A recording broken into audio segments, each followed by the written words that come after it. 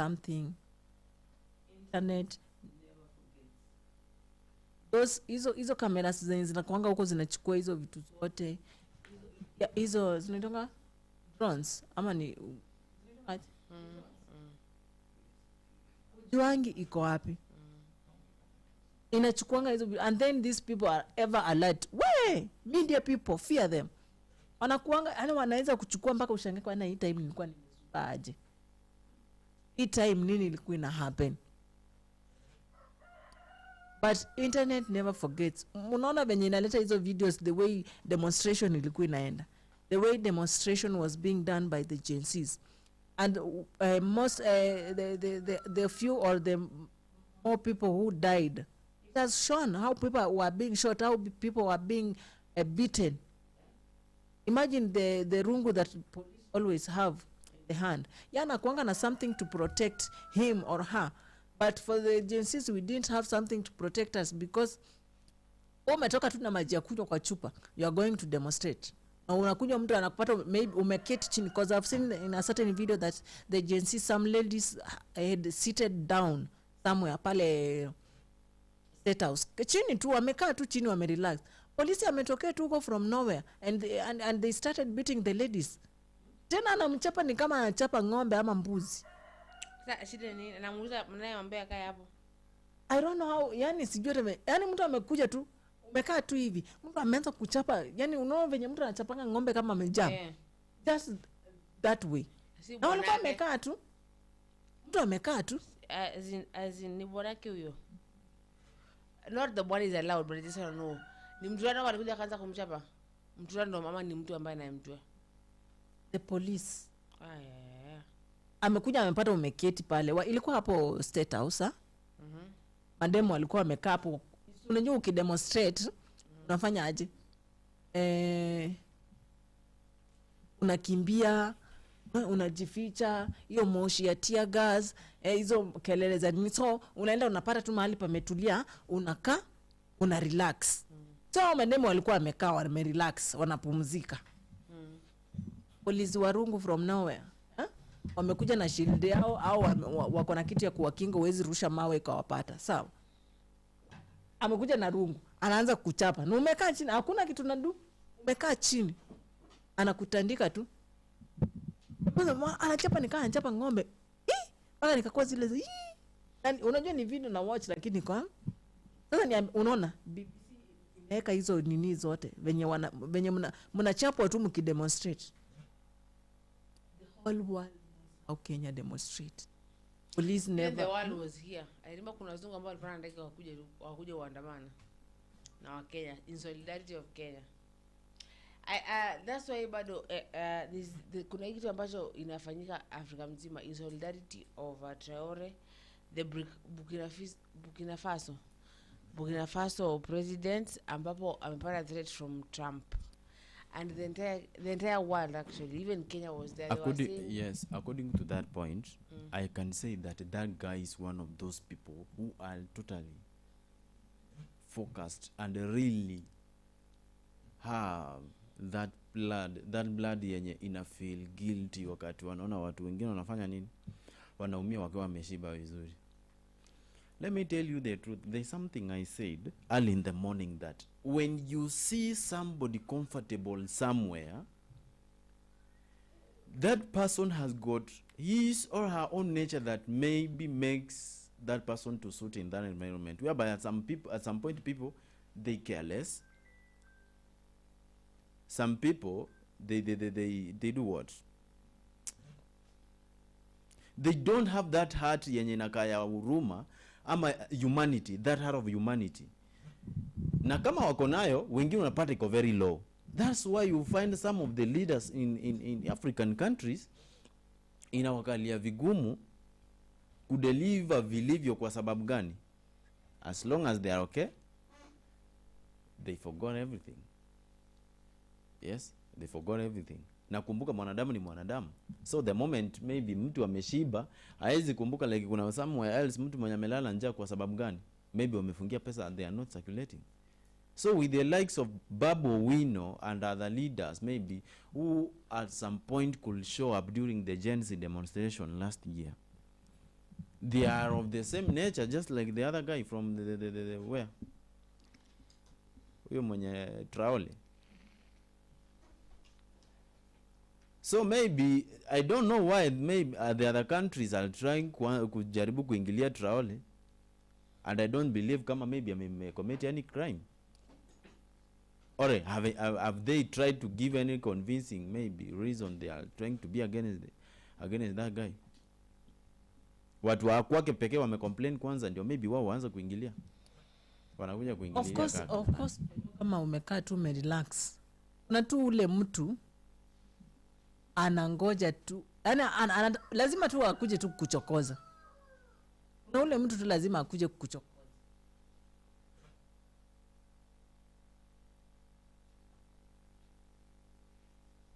Is that person just come back, anaona huwa ametulia, wacha nimchokore kidogo, wacha tu nimchokoze tu. Kwa sasa mbona amenyamaza? Mbona hongi? Mbona hana shida? Watu wanataka tu kuona na shida. Ukituliza shida, basically it is because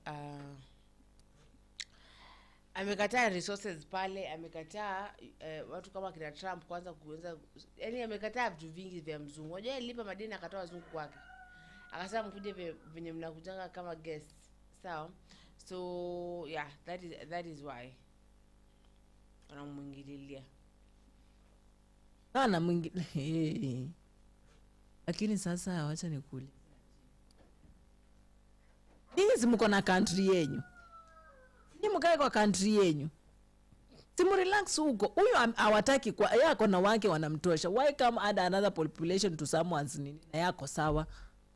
Ni kujeni kama guest. If you want to tour our country, come like a guest. Don't just come and stay in our country.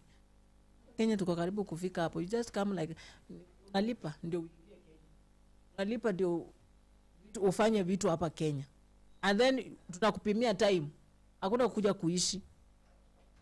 Pimia time, go back. You are already colonized. Atutaki, don't need anymore. So this person amerelax, ako kwa shughuli zake, wachane na yeye afanye kazi yake, anaipanga. Mtu akimaliza madeni, akimaliza shughuli zote ambazo anaona zinasumbua nchi, mwacheni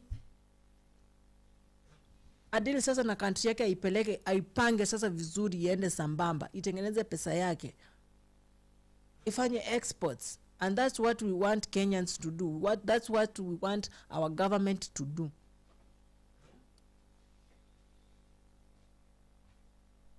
That's what we want our government to do.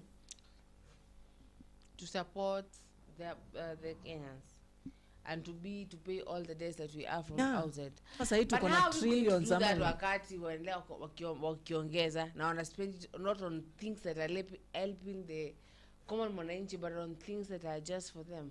That's why I was saying yesterday, the government is not serious. Nilikuwa naongea na mama fulani juzi, akaniambia, nikamwambia, what, Trump alisign zile papers za mambo ya dawa? And she told me no. Nikamwambia, and why is this happening? Akaniambia, Trump is right. Ako right kusimamisha kila kitu. Amwezi ishi mkitegemea msaada from those all years. Mtaishi mpaka mwaka gani? You have your government have to find a solution of this. Kama sasa dawa zilikuwa zimesimamishwa, for right now inafaa mkuwe mmepata solution. Mlishatafuta njia ya kupata dawa zenyu nyinyi wenyewe. So right now you say people are demonstrating because dawa zitoki mahali fulani. Now huyu mtu ako right because mlipewa time. Kwani mtaishi ukitegemea msaada from somebody? That's why I say the government sometimes is failing us. Yes. I was trying to say this, my sisters, concerning our topic. I think in this country, the likes of other people will never rule the nation. You understand? But I'm still requesting the president. Let me tell you the truth. Kuna kitu yenye Sifuna aliwahi sema like president. You are a very strong person, and at some point I do ask myself at what time you get arrest. You can get arrested. But some of your team members are failing you. I'm still requesting the president, if possible, to figure out maybe how he is going to work on this issue to avoid a lot of inconveniences we have in our country. Wakati Babu Owino anaonekana like he is the only person mwenye anasimama na watu na anajaribu ku equalize what people are trying to say, na furthermore unakuja kupata like an information can come out of the country. BBC inapatikana wapi? England. Unaona hiyo mambo sasa. BBC is very far away from our country. BBC imetuletea hadi picha ya mtu mwenye alifanya mauaji yenye sisi ya wenyewe hatu kupewa. Hata hakuna kitu. Remember that day when somebody by the name Kimani Ichung'wah aliwahi attend kwa interview fulani hapo ya English what? Ile interview yenye aliwahi attend huko ngambo. Aliulizwa kuhusiana na haya mambo ya uwaji. The information he shared there na yenye tuko nayo saa hii inakaa yes, of course his information is convincing, but haikuwa na matumaini kwamba tunawezaona hata picha ya mtu mwenye alifanya nini, aliwa one of the individuals there. Unanielewa? The only issue I only want Kenyans to understand, hakuna mtu mzuri sana mwenye tunasema afadhali huyu, but this is the fact. Babu Owino amefanya kazi mzuri Kenya yetu. Wacha tu tuseme ukweli, amefanya kazi mzuri Kenya yetu. That guy has been a motivational figure to many young people. That person amekuwa a motivational figure to many young people. That's why at some point mimi ninaweza sema like the moment anaweza pata a backup from other politicians and other leaders in the country, I'm telling you they can take the country far. Nani anaweza pinga hiyo? No one. That guy will take the country far. Angalia hiyo issue yenye ilitokea, angalia na issue yake yenye inaendelea saa hii. Alafu niambie. Paka ako Attack is the best politician in Kenya. The best person. Why do you think the member of the parliament? Why do you think the politician is suggested to be one of the best, to be the best politician in Kenya? Why do you think even that information is now trending, that is the best politician in Kenya? Matendo yako ndio yanakulipa. Matendo yako ndio yanakulipa. We have got best politicians, yes. We have very good politicians in the country. In the likes of Edwin Sifuna. In the likes of Raila Odinga himself. But why do you think some people like Raila Odinga wajakuwa ranked like they are the best politicians in their country? Wamerangiwa tu hapa. Maslahi ya wananchi ambao wanakutegemea ndio unafaa kuweka mara ya kwanza mbele yako. Unanielewa? Unajua at some point it is very unfortunate when you find that the best politician before you in this political field ndio tena at some point huwezi ona wakati mnamhitaji zaidi. Kwani our good person, our good person and our role model in politics, Raila Odinga, alikuwa wapi wakati wa hiyo time? Alikuwa busy kutafuta AU, si ndio? But the word of one word kutoka kwa mdomo yake haingesaidia mambo mengi. Alikuwa anasema tu tukutane mahali fulani alafu ikifika hiyo siku. No, unajua by that time walikuwa wanashughulikia AU. Sasa alikuwa ameshaingizwa box huko aende AU, atasaidiwa apite AU. Ilikuwa hiyo kitu ilikuwa mambo inyamaze, aache kusumbua the government, lakini ameenda ameanguka amerudi ameingia government, lakini at the end of the day amesema yuko kwa government. Sasa hatujui hata Raila ako wapi sasa. That is why ninajaribu kusema one word from his tongue, his mouth, I mean, would have helped a lot of things. In fact, even akina nani, akina hawa watu wa ODM hao wengi hao, wenye walikuwa so strong mambo na ODM, I'm very sure if they could have maybe stood firm na waseme like stop killing the young people and whatever, inge make sense. But let me tell you the truth, some of the ODM members wali join the government kitambo sana, and at some point nobody was trying to be the voice of the people, kama si akina Sifuna nao nani na Babu Owino. But I love Bob. I love Babu. But Babu is also a name of somebody. I love Babu Owino. Why? Najua the nickname of Babu Owino. Babu Owino, the nickname of Babu Owino ni Tibim. Yeye ndio mtu alikuja na the word Tibim, ndio ikawekwa kwa hiyo na Orengo na whatever those people. The one who brought the word Tibim. Tuesday ikifika baba ibuke mshindi. So Babu Owino, I love this guy because he's the person who stands firm to everything or anything he wants. Hakuna siku utaona Babu Owino swipe left ama swipe right. No. Akisema ni no, ni no. Kama venye time ya finance bill, hiyo ya time ya reject finance bill, watu wengi walisema hapo sana, wakafikiria Babu Owino atasema yes because sasa mambo yameenda vibaya. Hapo ndani hakukuwa kuna kalika, in the parliament hakukuwa kuna kalika, but he was the last person to answer. I say no to the finance bill. Wakatoka nje. Wameogopa kwenda kupita kwa gate because vijana wamejaa pale. They were waiting just an answer to see ni gani imepita. Babu Owino did not pass through the gate. Where did he pass? Aliruka kando huko kwa fence. Aliruka mpaka jacket yake ikararuka huko. Akienda kusave. Si kulikuwa na demonstration of a reject finance bill. And that time members of parliament walikuwa parliament wakifanya debate yao. Sasa we were just waiting now to see the number that will be ahead. Kama ni reject ama ni finance ipite. But ikakuja ipita ndio iko mbele. Ikakuja no ndio less, yes ndio mingi. But Babu Owino stood with just one word. It's a no, it's a no. And I will stand with it. And then he came to the Kenyans, to the JCs and said, JCs, nyinyi muendelee kudemonstrate na musimame mkue rada na kile kitu ambacho mnafanya. Don't musilege, sawa? Like that message that you always read to for us every time, Zulfa. Inasema musilegeze kamba. Kuna wale watarudi nyuma lakini nyinyi msifanye nini? Musilegeze kamba. That's Babu Owino huwa anasema hiyo kitu every time.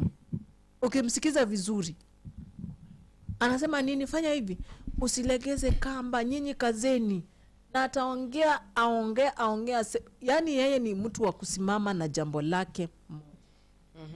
Yeah, you see, like the last time he said, mimi siwezi fuata, Raila is my person but siwezi mfuata kila mahali anaenda. Jo amejoin government pia mimi join. Hapana, I'll respect him because his baba is the leader of my party. So I can't disrespect. Yeah, ameenda, yeah, tumekubali decision yake, ameamua. But what I want is now for me, I'm not following anyone else. For me, I want now other people to follow me at my back. By the way, uwezi ishi ukifuata tu mtu kwa mgongo. Lazima hata wewe overtake uende. I agree. Yeah, lazima I agree with you. Kaa tu ati let's say you are driving. Uko tu nyuma ya trailer. Uko mbele ukiangalia kuna space ya kwenda. You just overtake and go because you've seen a space. Hata watu wengine na wao pia wakufuate nyuma. At least they'll see Babu Owino is moving.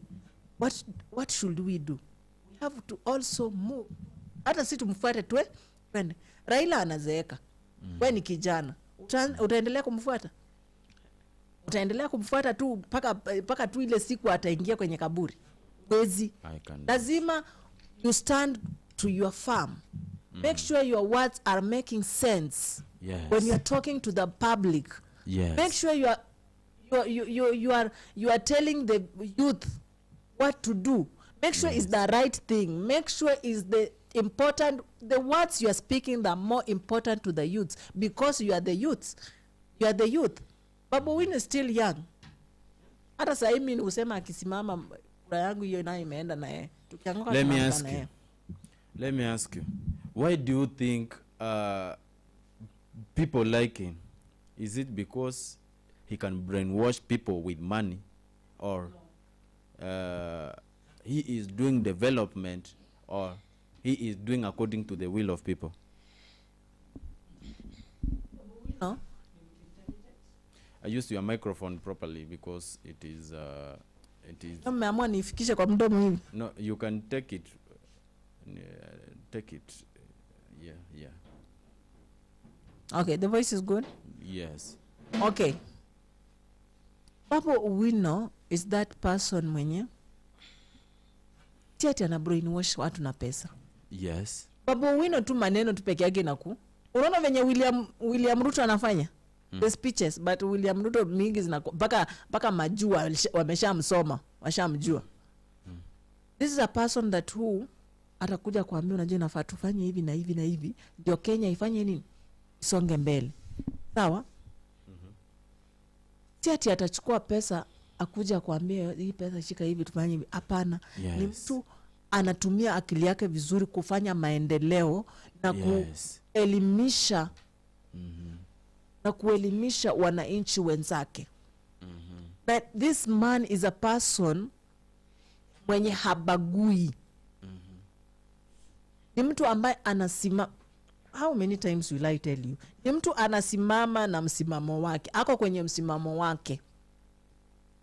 He never swipes at left, right, east, west. Kama ni no, ni no. Hakuna ati hapa nimesema no. Pale no. Everywhere. Babu Owino kwa finance bill alikuwa anasema tu no. And then trying to say Edwin Sifuna. Yeah. Those are the people who said no. And there's so many Edwin people who Sifuna said stormed no. out. They stormed out and they joined the Nini. Walikuwa like no. But as because we're supposed to be talking about the deaths, yeah? We're supposed to be talking about the deaths of those people. Because he documentary, let us start from there. How many years? Almost a year. Sindio? After this issue. Yes. Kim, yeah. Yes. Sindio? Na sahi no release documentary. I know they could have released it. Haraka, sindio? So in mwaka almost a year tangu the thing, the Gen Z, because I'm going to say that was one of the terrifying moments, because even young children, baby pendo, Yes. small children died for this cause. And then now, hey, that's imagine. It's like those died fiti, but now we are just there. What did they die for? They died for a cause. Maybe a cause we should be following now mpaka sahi, but we are not following up to the cause. Sawa? I am that umeuliza Babu Owino ana convince watu. Me what I say, I think he speaks intelligently, anakaa chini ana connect maneno yake anakuwa how can I put it? Like anakaa, you see when someone is coming to approach you and they wanna marry you or something, there's a way they put words. Now that is how Babu. Sababu unakumbuka wakati wanaongelea kama ile story ya wewe sawa baba, you're my political father, but kuna venye mimi I cannot just say nitoki kwa hii shughuli nikufuate nifanye nini. Ulimsikiza mpaka hata convince yenyewe this is the reason why afai kwa yeye anakubali mba kujoin government, si ndio? Yeah. These are I'm going to say they are eloquent people. Sawa? Aya. The other one, as you have said, ni Sifuna. Sawa? Sifuna is another one who said no. But then your finance bill was like when you alisema yes na kwa wapi sasa tunafaa kwa unajua ndo tujue hawa ndo watu ambao wanataka sisi tuumie. Wewe wanashirishafuliwa. Leo bado kuna wenye bado wanakuwa wanashafuliwa hapo. Ni members two of the parliament, and you know if mostly walikuwa wa UDA. yes, wachache walikuwa ODM but not wale wengi, but wachache. But the highest number ilikuwa from the UDA. And UDA is like is a party. Like if you say no, kama ulikuwa unatolewa job. Ama ulikuwa unathreateniwa, sijaribu kusema hivi. So sema hivi. So what we, even there's a certain leader,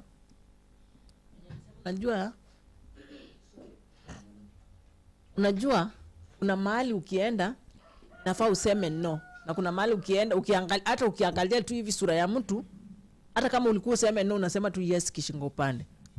So the higher number that said yes, wengine walisema tu shingo upande, walijua hapa kimeumana.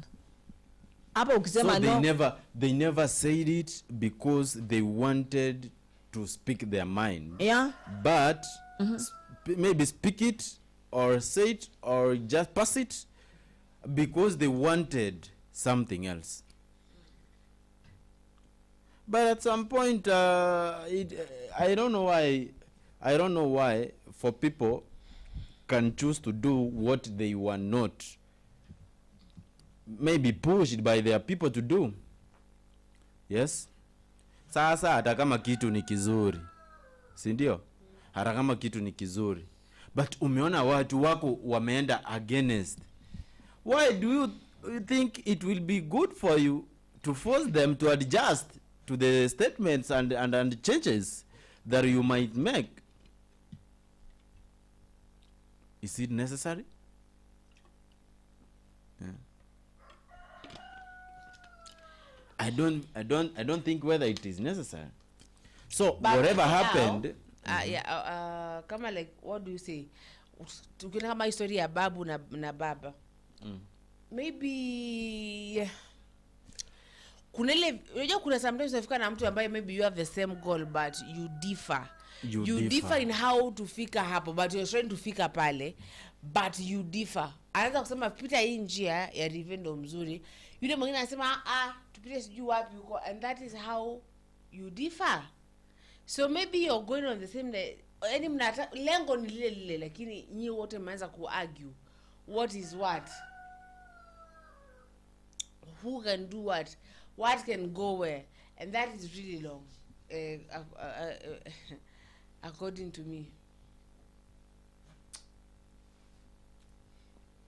Hiyo hata mimi inanikalia challenge, inanikalia a total challenge. But Babu Owino kitu anafaa kuelewa ni moja.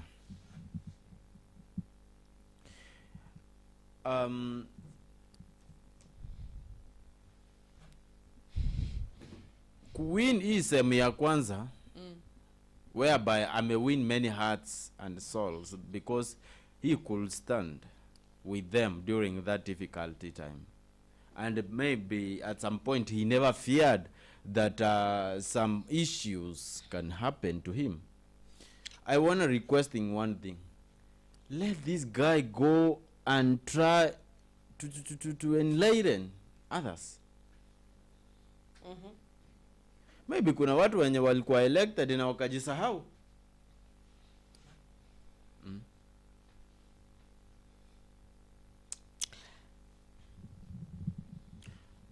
I lack words, but chochote chenye alikuwa anajaribu kufanya, he really did something, a very good thing. A very good thing. But I believe that Pia, even those youths who could at some point cheer him, isikuwe like pia wanatumia the advantage of that guy maybe tena kufanya mambo fulani mabaya. Just like vile tulisema asubuhi, like unaweza pata mtu nature yake huwa inamdirect kwenda kwa vitu zinakaa za giza. So unapata like when we are totally serious concerning some of the matters that are maybe affecting the country, unapata kuna mwingine ametumia advantage ya kuanza kufanya uhalifu. So wasitumia advantage ya yule jamaa na support amewapea kufanya hiyo mambo. Una get? But kwa sahi I really appreciate that guy. I really appreciate that guy because he has been playing a very good role when it comes to people representation. Ni anafanya kulingana vile watu wanataka. And we need such leaders who understands maisha. Those are best examples of good leaders. Mwenye anatambua maisha ya mwananchi, mwenye anatambua maisha ambayo ni ya the common mwananchi, anajua hata mimi nimekuwa kwa hiyo situation na nilikuwa naona what government is doing. Yes. Right now I'm there. What do I supposed to do? What I supposed to do is to listen to these people and then I do what they want. Nisipo wasikiza, nimesema yes, they are the ones who elected me. And then I have gotten now to the office. What do I supposed to do? I'll go back, I listen to my people, and then come back to the office. I've been given a certain amount of the money to go and work for my people. I'll make sure that kila kitu ambacho ninapaswa kufanya, I'll make sure that I have done it completely. Hakuna mabakisho ya kazi ya barabara, hakuna mabakisho ya kazi ya masoko, hakuna mabakisho ya maji. Hakuna. We make sure everything is good. By the way, Miss J.S.K. watu wa Embakasi East wakicomplain ati Babu Owino hajafanya sijui blah blah blah. I've never heard it, but I'll have to go and Google and see what is it because maybe yeye anapewa pesa mingi kuliko watu wengine? No. Is it because MPs that wakiingia ofisi that being given 200 million ilishaambiwa 200 million ya kufanya kazi. MPs and governors are given money. Yeah. A lot of money. So governors wako pia na amount yao wanapewa.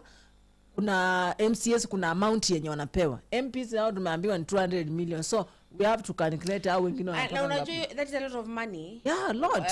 As in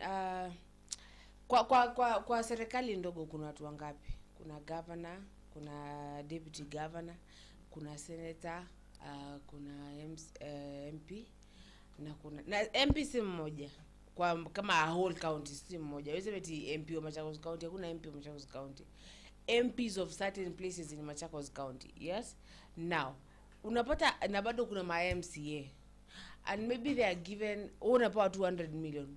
Yako hii unafaa kugawia MCA ama ni yako hii ya kufanya kazi kama MP? Hii ni yako ya kufanya kazi like an MP.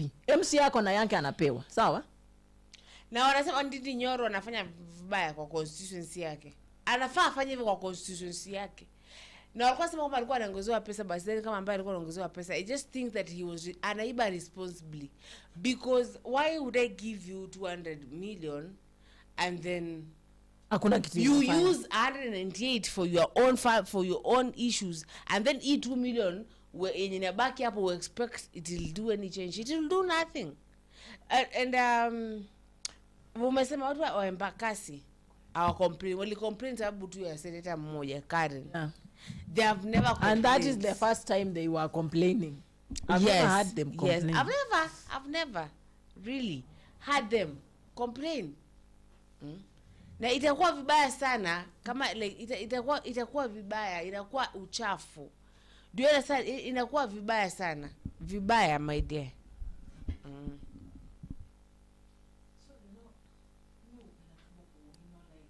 Time wanajitokeza pale kwa maandamano. By the way, is the only MP I saw akiandamana. Sijaona mwingine by the way. Kama kuna mwingine maybe guys you gonna have to tell me. Onkia Omtata was also demonstrating. Yeah, we want tunataka watu kama hao. You know, I engaged with him some days. I engaged with Onkia some days back. That guy could say that he is fighting as a lawyer, and he is in the need to see every Kenyans enjoying being a Kenyan. Yeah, we have to enjoy being Kenyans. Yes. But I think the producer ni atucheze ile footage yenye akina Babu Owino walikuwa anaongea at the same time, those young people wakijaribu kumchia kidogo. I don't know whether he is ready, but instead anaweza katuwekea kama maybe ako ready.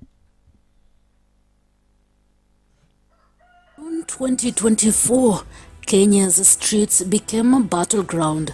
Thousands of young Kenyans, known as Gen Z, rose up against the Finance Bill 2024, a law that threatened to deepen their economic struggles. Amid the tear gas, chaos, and tragedy, one leader stood tall, Babu Owino, the MP for Embakasi East.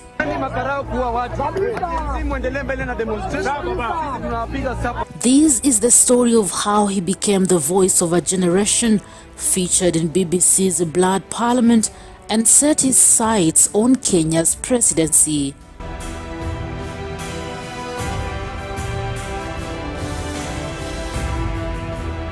Paul Ongili Owino, better known as Babu Owino, was born on October 10, 1989, a graduate of actuarial science and law from the University of Nairobi.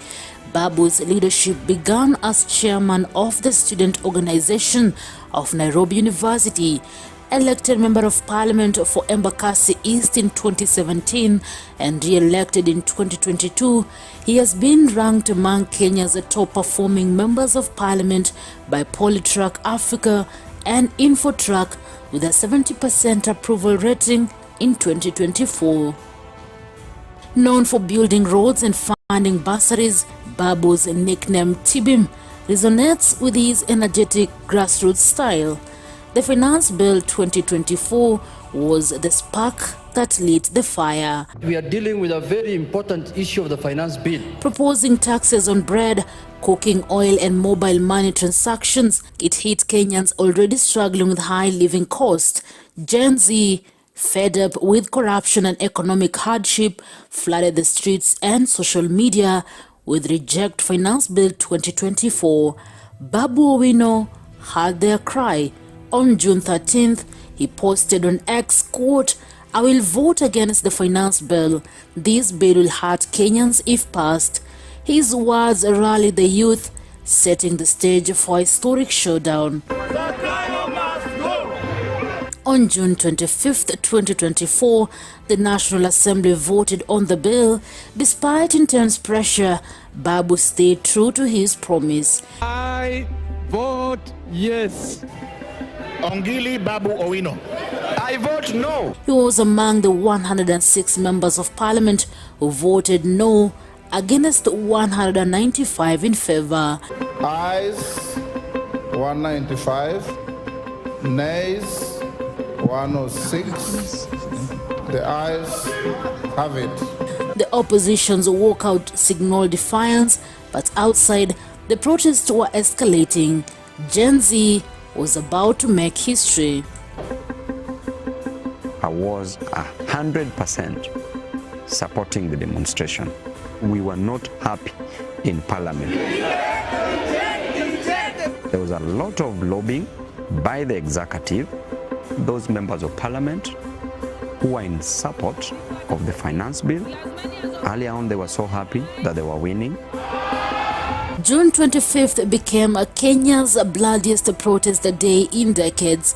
Thousands stormed Nairobi CBD, breaching Parliament's Oyster defenses. Security forces responded with lethal force, killing at least 30 unarmed protesters, according to rights groups.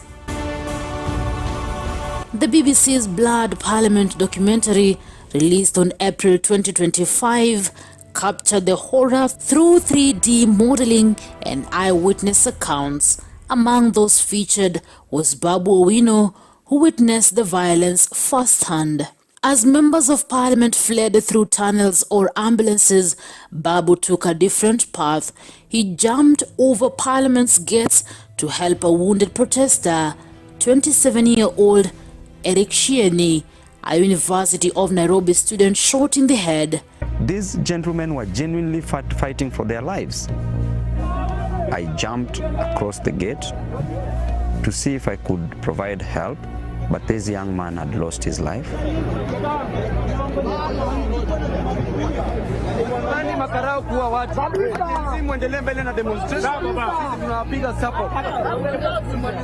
From that moment, the Gen Zs were very close to Parliament. The only thing that they could fear was fear itself. And they say that enough is enough. His demand for the release of over 200 arrested protesters within 24 hours echoed across social media, where users hailed him as, quote, the president of the people. The documentary's million YouTube views amplified his courage globally. In July 2024, President William Ruto formed a broad-based government, including allies of ODM's Raila Odinga, to calm the unrest. But Babu Owino refused to join. His stance deepened his bond with Gen Z, who saw him as a leader and willing to compromise.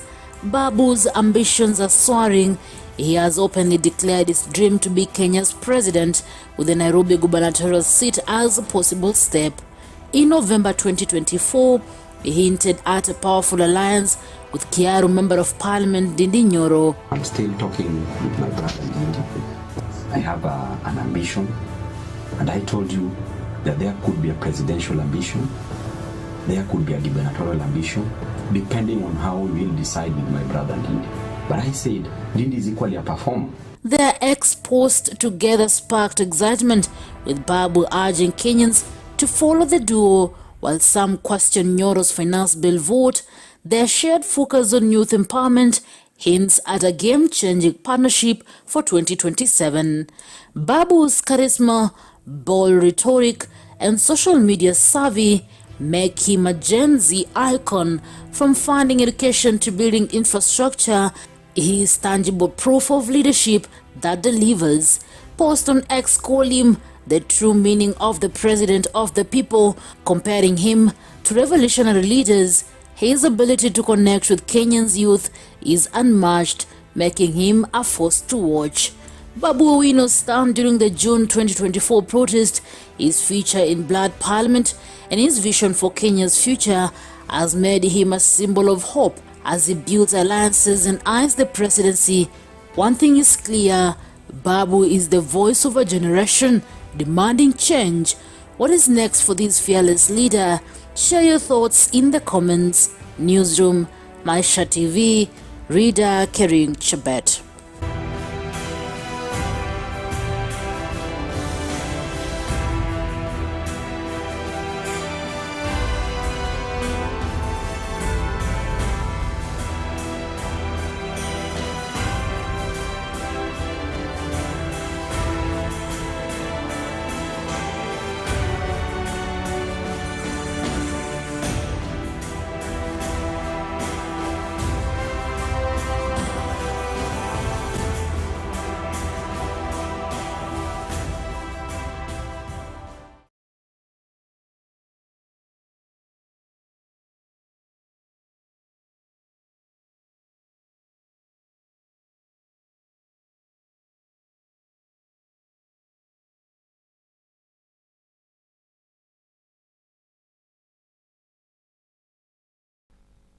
Babu Owino will go down in history. Like the way that tunasomaga story ya Dedan Kimathi.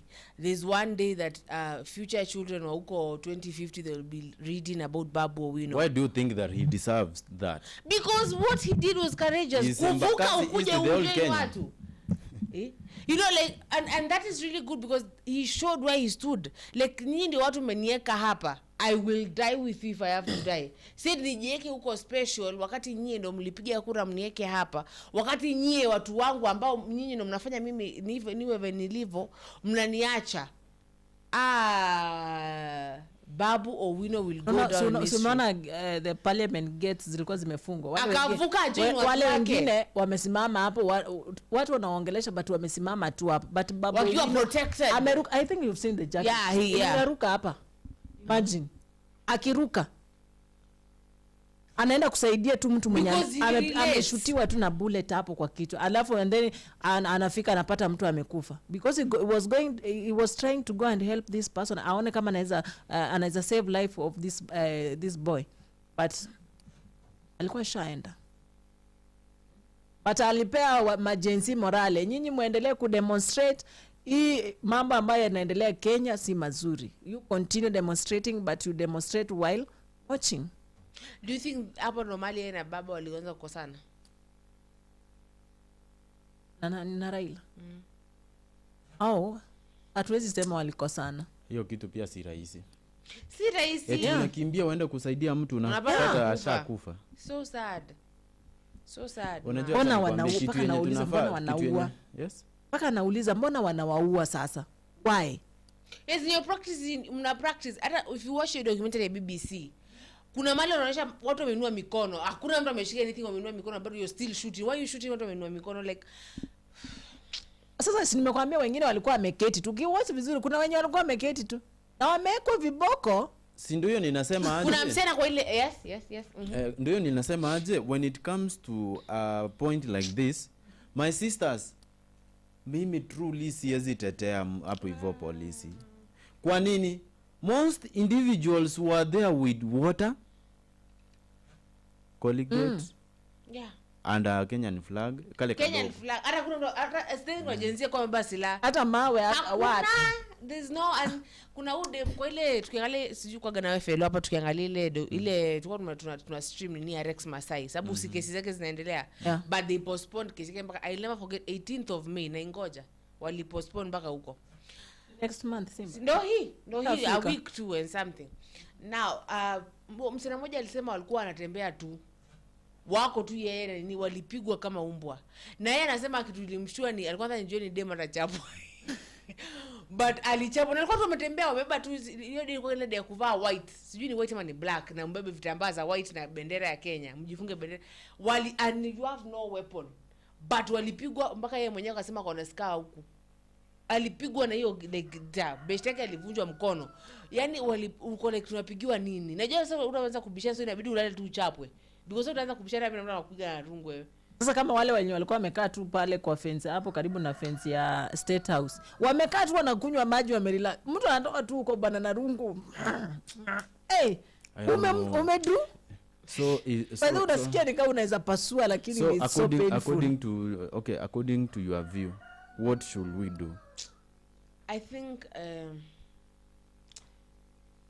To the police, mina wacha nipe I'm gonna say Yes. okay, polisi yenyewe tunasema vile tulisema, these people is like they are used. Kumbuka mtoto ni boss wao, na boss wako akikwambia toka hapa uende pale, nimesema toka mwage maji pale, kama hauna nini yako mwenyewe kwa like I don't want to do this, you will not do it. Sawa? And demonstration is part of constitution, like hiyo ni right, as long as hujaanza kuja tuanze kuvunja hapa ama ufanye nini, wewe unatembea you're demonstrating, that one is allowed. Hata kwa country gani it is allowed. So basically it is a sad situation where I cannot demonstrate peacefully. It's either I die ama someone gets hurt, na it's in both parties, either askari ama the common mwananchi, and that is mtasema tu vile nilisema last time, because hapo ndo tumeona leo jana watu walikufa kwenye maandamano, na huko watu walikufa kwenye maandamano. Approach, we need to create a relationship katikati ya sisi na askari.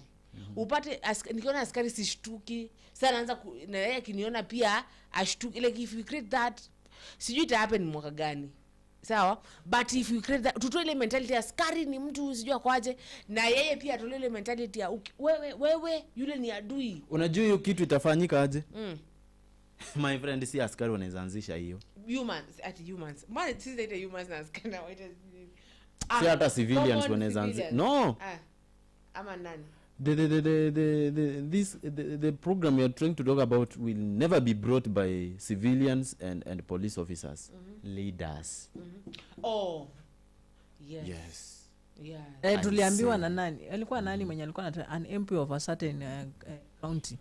Alisema everything will change, Kenya will stand when the time will come for you to think and vote for a leader mwenye anafikiri, a leader who thinks big. So mwenye akipewa pesa anafikiria inafaa kwa anaenda kujenga apartment. Don't you think William Ruto can't?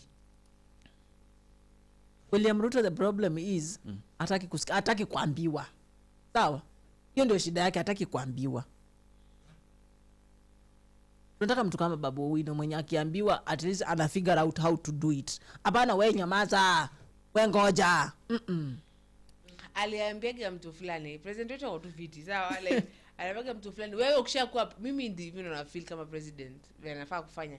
Wewe ile point kuwa president kuja ufanye hizo vitu unataka kufanya huko ndani. That is our president now. So basically, but I think that is a good response though. But the savage. What the way you say as a leader, there are some things I don't know. Is that not a good response? But it isn't. You know when you're a leader kuna vile ufai kubonga. Unajifanyaga tu unakanyagwa tu. That is the thing because you're here to serve. Like sasa wewe ni leader na unaweza kuambia watu vitu kama wewe ukishakuwa maliniko no sema hizo kwa roho. Unajua tuna understand. Sawa, we understand our president is passing through a lot. Ni Mkenya. Lakini sasa ni Mkenya. Mwasa so basically hapo sasa alikuwa ameanza kugonga ndipo. Come on leader. Don't even fear. Just keep quiet. Keep quiet.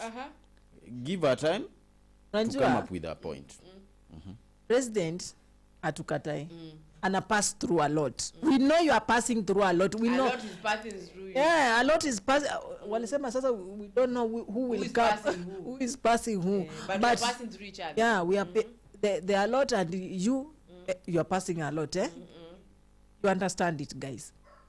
Lakini I always say that measure your tongue. Sawa? Kuongelesha mwananchi wa kawaida.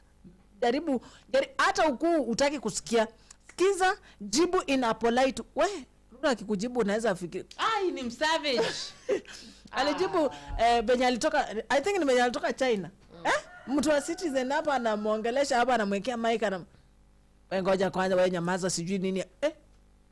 Yani, so inabidi tu cheke. Umesikia vibaya lakini inabidi tu cheke. Kwa sasa utadi the thing is there, like I'm gonna say sijui wengine wakoga our presidents wengine walikuwa gani kutoka wapi, lakini Ruto is a true Kenyan.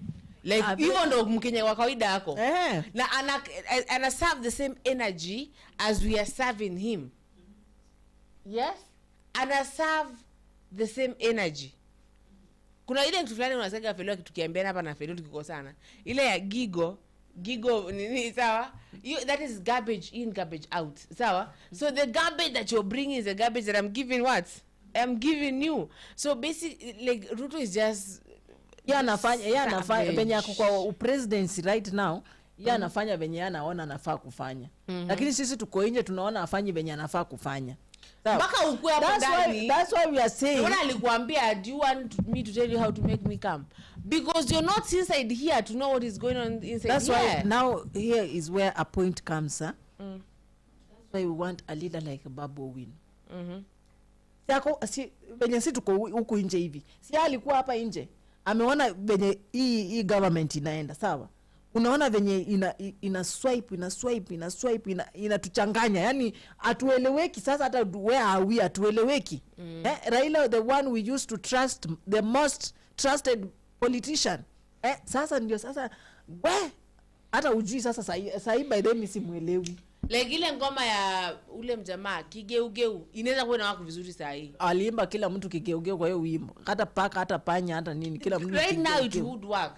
Vizuri sana because you told me that when huyu alienda China walimgeuka wanamgeuka. Walimgeuka mbaya.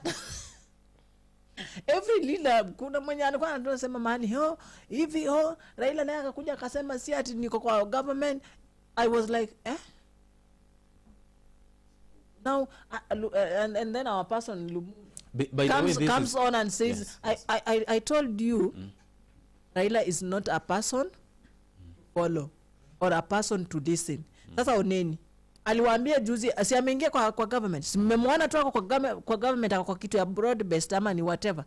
Lakini because now Ruto is outside the country, they took a chance now kuongea behind his back. I'm not in the government. Sio vyenye nimeenda hapo inamaanisha chama cha mimi si yuko hapo. Sauti ya Orengo ni sauti yangu. Sauti ya Sifuna ni sauti yangu. What does he mean? What does he mean? This man knows what gonna go down. Fellow. I remember Felix, yes. Yes, Felix. You had to do that. Yes, I had. Nakuita fellow Joe, sorry. Now, I remember when Sifuna spoke, I asked a question. Yes. Huyu mjamaa hii courage ameongea nayo hapa. Uko sure? Hakuna kitu ambaye anajua. Hakuna, because that courage is a lot of courage. Hiyo courage ya kuja waanze kuongelesha hivyo president wewe. Good, I love Sifuna so much. Sawa, only that is holder. The thing is, these people, I think there's maybe walai. Alafu after that unasikia pia Orengo amebonga.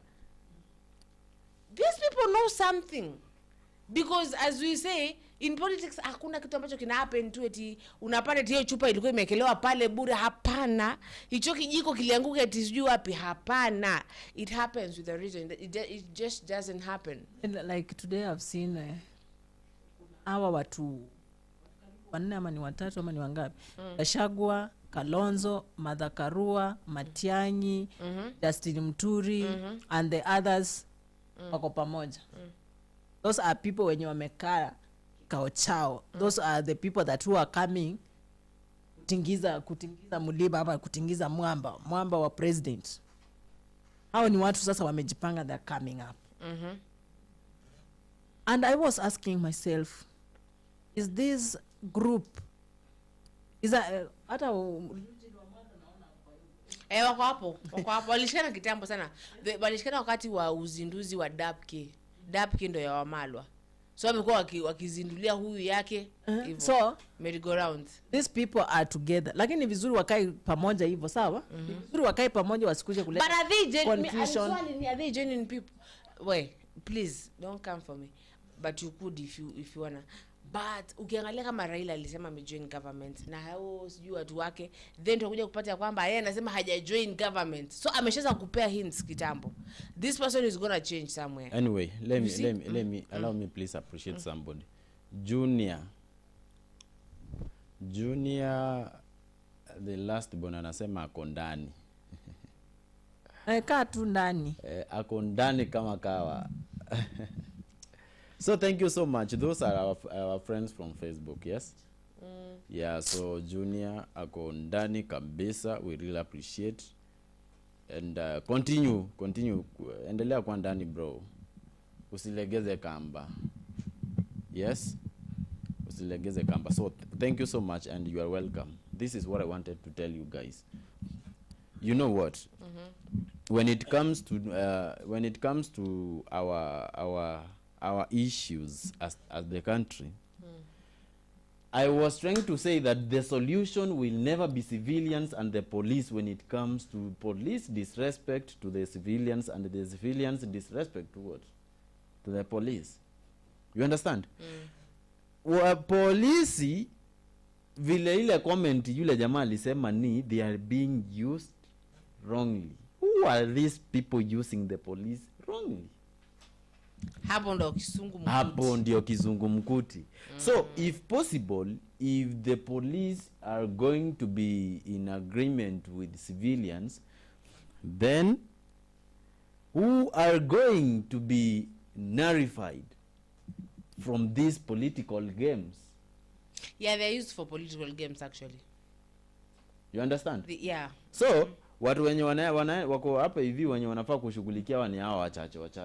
The moment watageuka kwa watu wazuri kabisa na waelewe like we really need to be in a peaceful country despite being killing other individuals because of our own interest. Unajua nani, nikitaka hiyo microphone vizuri, I have two options.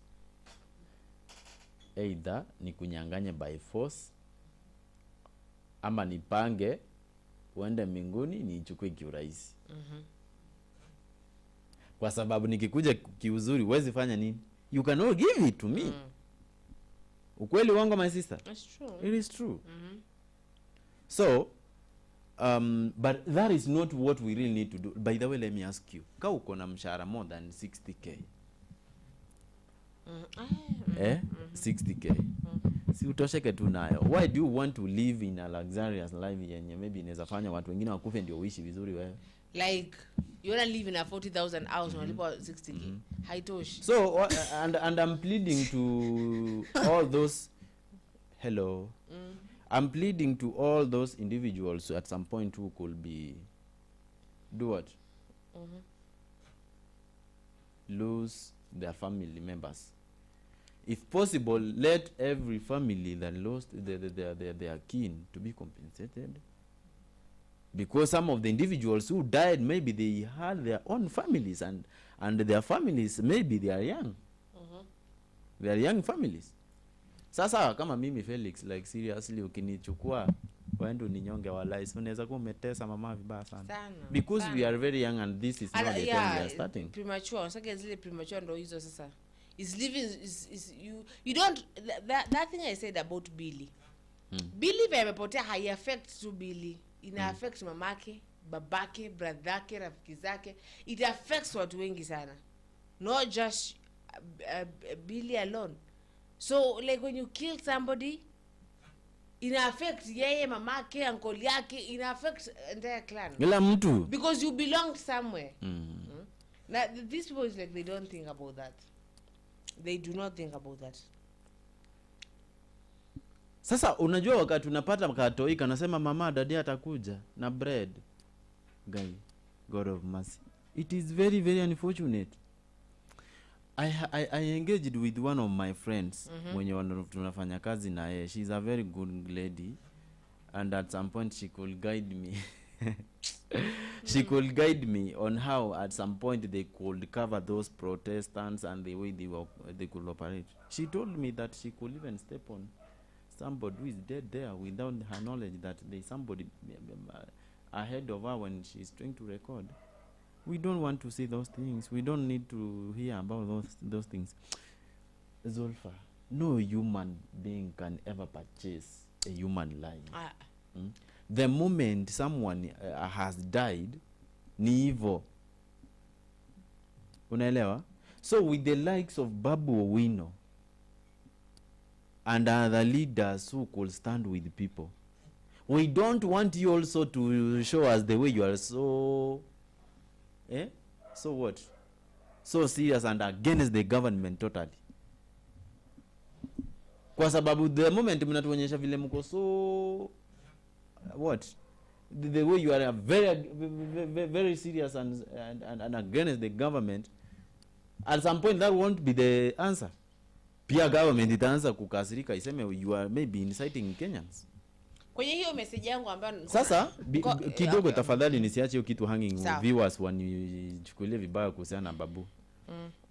The best thing Babu na other leaders they are supposed to do is now to get into the government, if possible, and shake with them and try to make them understand how life is difficult and how people are dying here while inside there. Wezi advise mtu ukiwa nje ya nyumba, si lazima uingie ndani ya nyumba. Ndio wapata wakiwa hapo ndani kabisa msalimiane mikono ndio muanze kuelezana vile mnafaa kusaidiana. If possible, Babu Owino anafaa kuzingatia vile anafaa kushughulikia hiyo issue.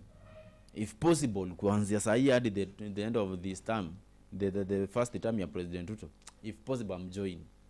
Waanze kufanya kazi pamoja. Nani? Babu. Wakati amemjoin akiwa ndani ya serikali ndio atafanya nini? Ataipatia marekebisho vizuri.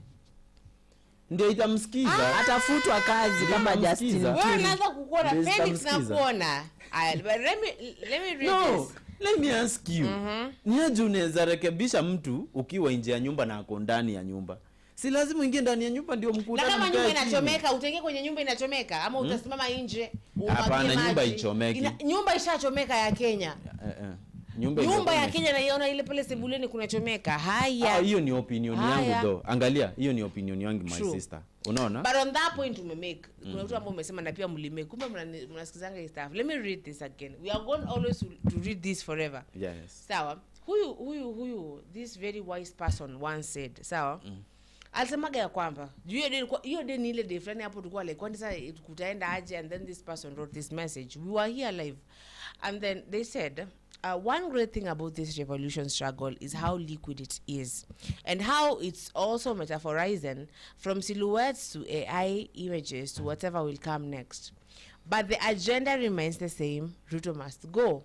He is the genesis and revelation of problems in this country. With him gone, we can easily do our system cleanup. Na my youths, mjue nyinyi mnaleta hii change because it's only you who have the vision. It's the reason you're risking your lives and your parents don't understand why.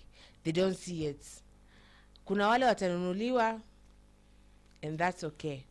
Hautawaacha nyuma as we did with the rest.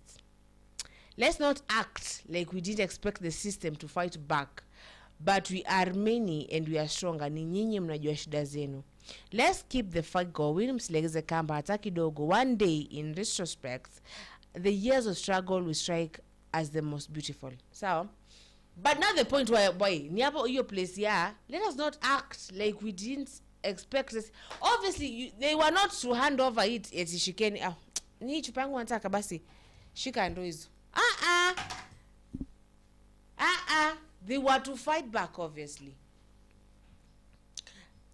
they were to fight back, but we act as if tulikuwa tusimame kama Gen Z tuseme tokeni parliament, and then watoke tu wakwe like, you know what, okay sawa basi mmekuja parliament watoke. Inge happen hivyo.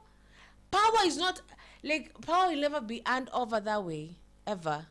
It will never. This wise man, mtu anafaa amtafute Felix.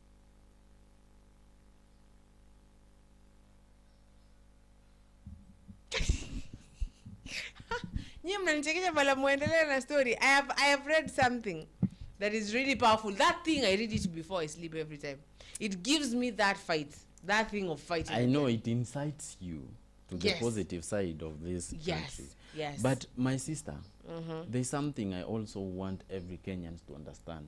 Every Kenyan should understand this.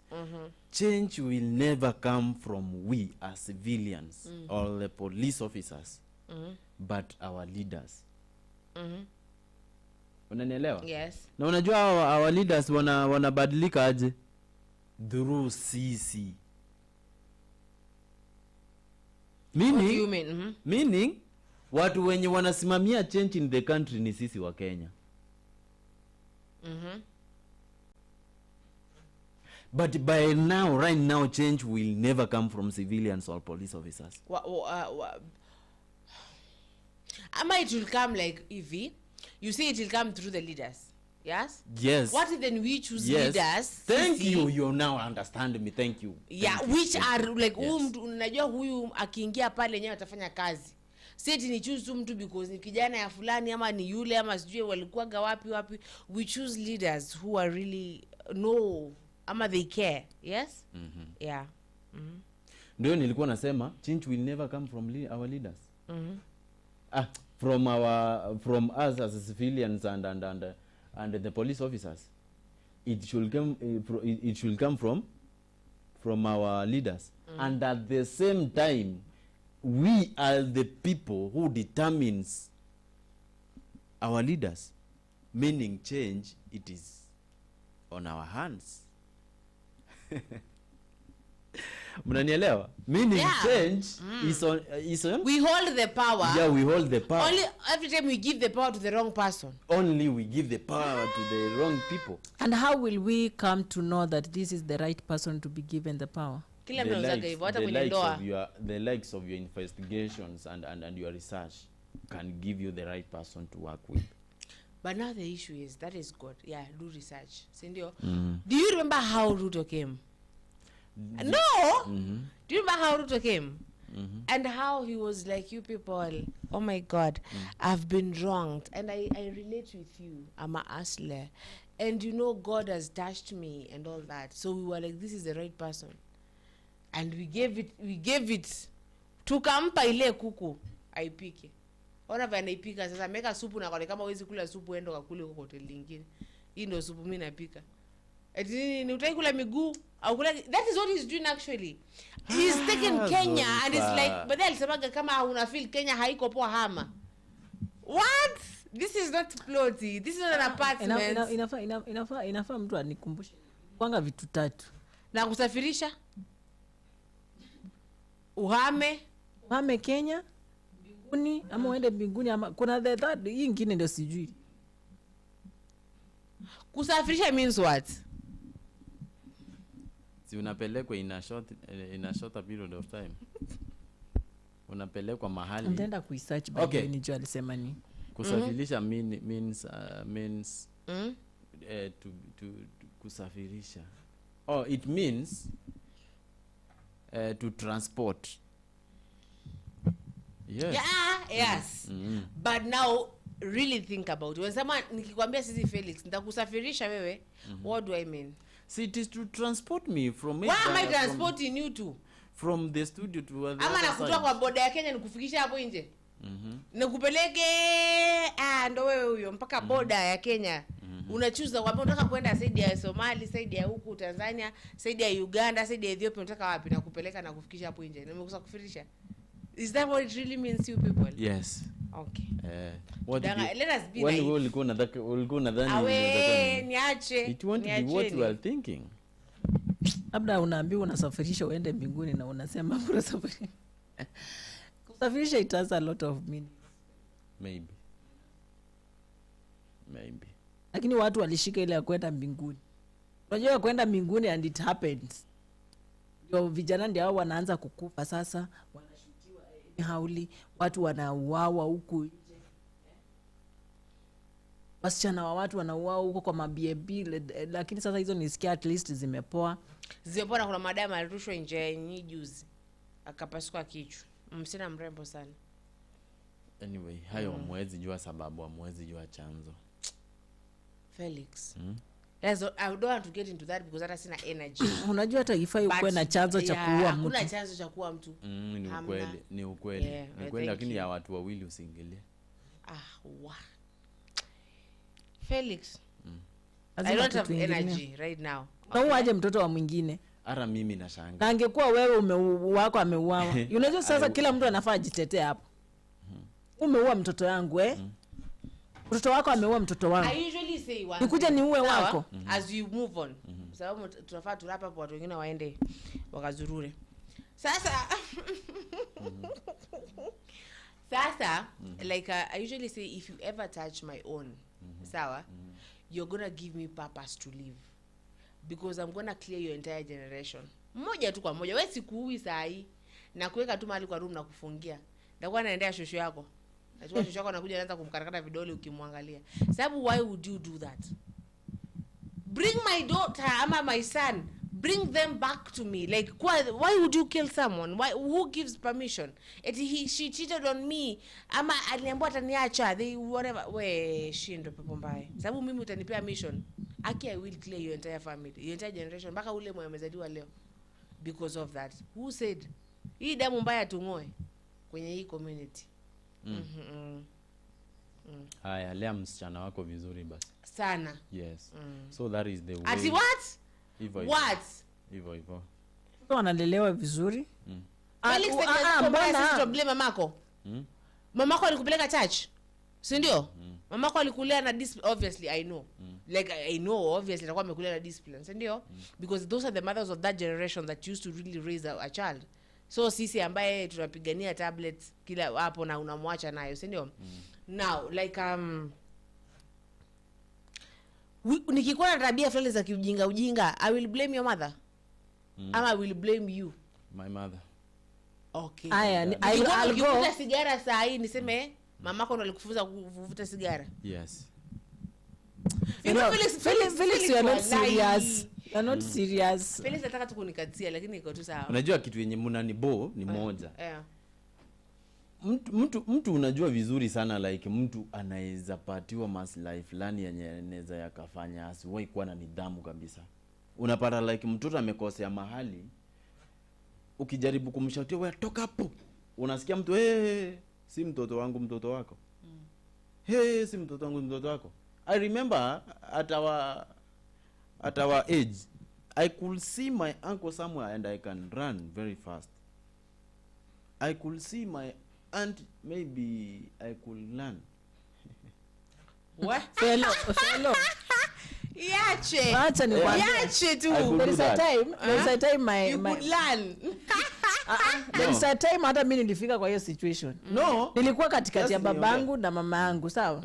Aya, akaanza kubishana. Mtoto nilikuwa niliangusha chakula by mistake. Aya, wakaanza kubishana. Mimi nimekaa tu. Hakuna mtu mwenye afikia hata kunipiga slap. Huyo anasema ona babangu anasema aya, ona mtoto wako. Aya. Tilda. Huyo anasema nisini wako. Acha nikuambie. You know, I Unaona moved hata out. ni walikuwa wanapigana sana hadi Babu Owino akaingilia katikati kuwasaidia.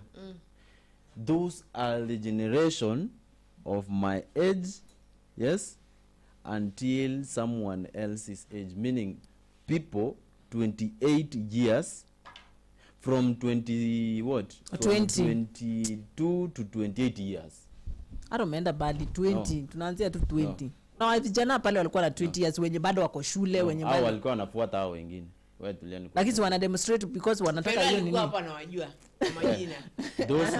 Those were just maybe escorting others, maybe in Fellow hiyo kitu huwezi sema ni escort. Hakuna ku escort. Wacha nikwambie ukweli. Unaona most individuals who were active there 22 or 23 up to 28. In fact, those people are very, very, very, very funny and they are fearless. I'm telling you. That is why when I tell you, oh, it is not good to point somebody, yes? It is very bad. Sorry. So that is why at some point I can tell you, What? yes, Ushazoea? no, that I'm not going to do this. And if you are not going to go with my speed, then go away from me. If we cannot maybe do teamwork, and at some point maybe we cannot maybe be hard working together, why do you want maybe to benefit from my effort? I'll not allow that.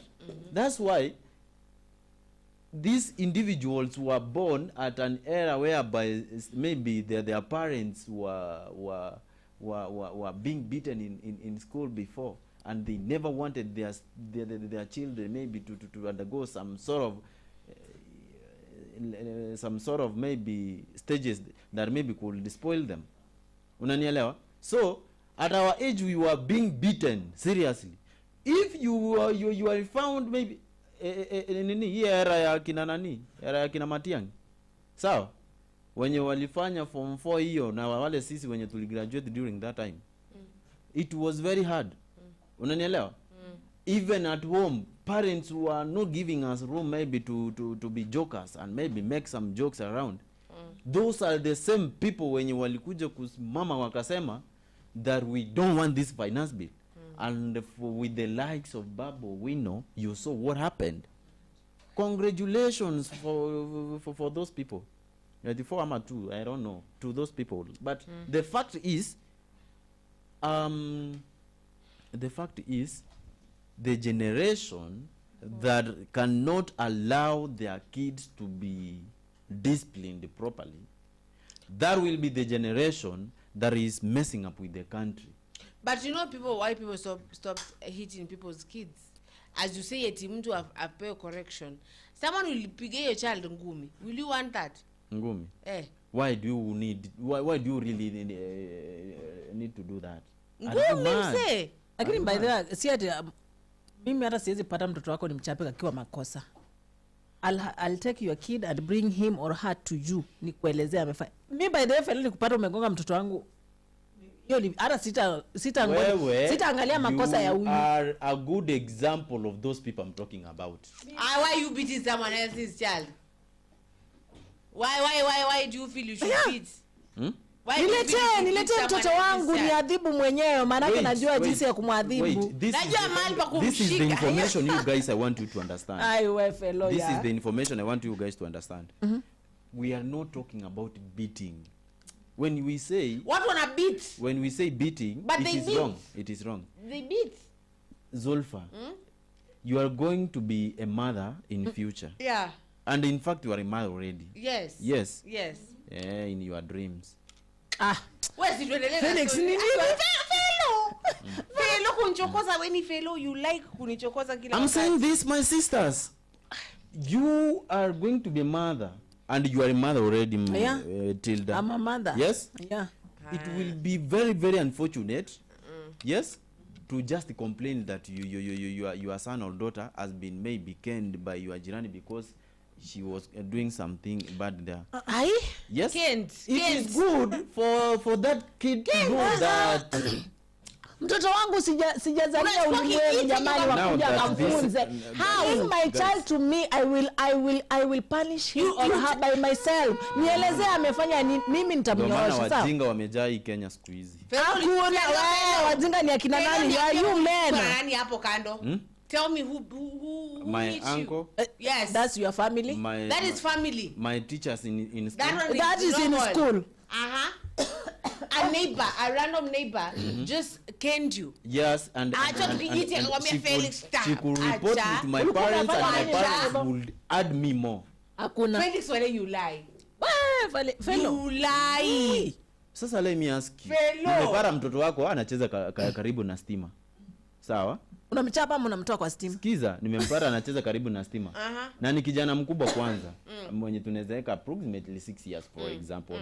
Hajajua. Ni aje tutafanya huyu kijana ogope kitu zaidi. Before iende kuleta hasara, I'll just pick a stick, a good stick that is not maybe harmful to the kid. Mpatie kidogo kidogo za miguu kakimbie kakitoroka. Haizi rudi hapo. Na you anyway hivyo ndio. Hello, uchukua mtoto wa mtu saa hizi. Thank you so much guys for joining us. This is fellow, you can't just like that. No. Yo hapana.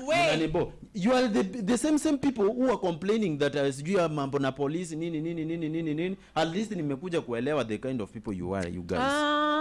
Police wamefanya nini? Pia wao nao hawakufunzwa basi na wazazi wao. Tell me.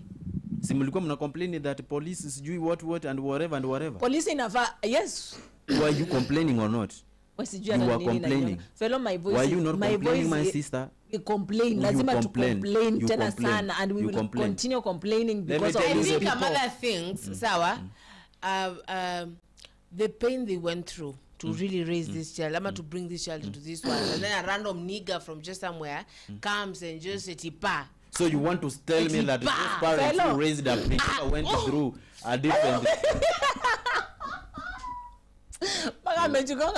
Even do inafaa. Even God anaweza kataa. Because how do you do that? Hata mwenye fellow wakati utakuwa na mtoto wako utataka chapo na mtu, you will not want. Let me tell you this. Alafu mtu akakugongea mtoto vibaya. Sikia, unaona kama ni kaboy, kabevi kapatiki vivi boko kabisa.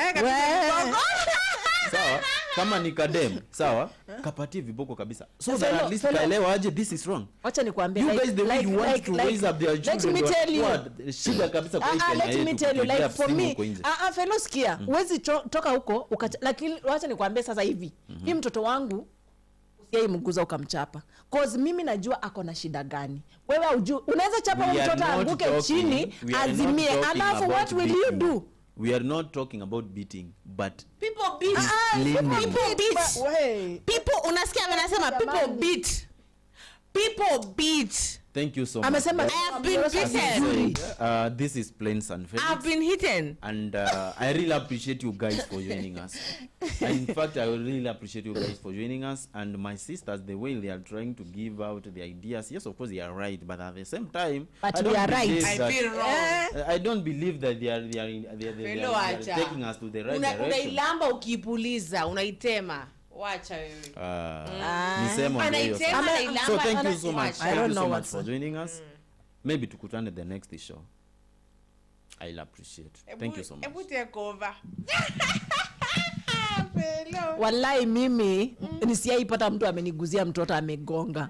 Wallahi nitaachana hata na makosa mtoto amefanya, kwanza ni kuchapa. By the way, my daughter uwezi. Yeah, I know. My daughter nikikupata umemchapa because utamchapa upata amefaint. Alafu hiyo ni case police. Hajapasuka msamba. Bado. Hajapasuka msamba. Ndo manaki. Bado. Okay, now. Naona wakinigongea. Kengele na ring. But I know the producer alikuwa ameshaanza kuniambia kitambo kata ishi. Thank you guys for joining us. This is Kenya News Alert TV, where we bring you news and what is happening in the Kenya and in the government. This is Tilda. Thank you. Let's meet in the next show. Yeah. So basically, yes, Mama County ongea ba. Fellow, wakati utakapo pasuka msamba is when you really know that you don't want to see anyone harm a child. But sasa haupasuki, bibeko anapasuka. Sikiza nikwambie. Huyo mtoto atoki hapa karibu. Atoki hapa karibu. Exactly, now that's why. Sasa my name is Zulfa. Tupatane hapa kwenye next show. We do really appreciate you people for joining us. Let me tell you, unaweza kuwa tuangalia kama mnyamaza, lakini it is good. It is good. Yeah, inshallah.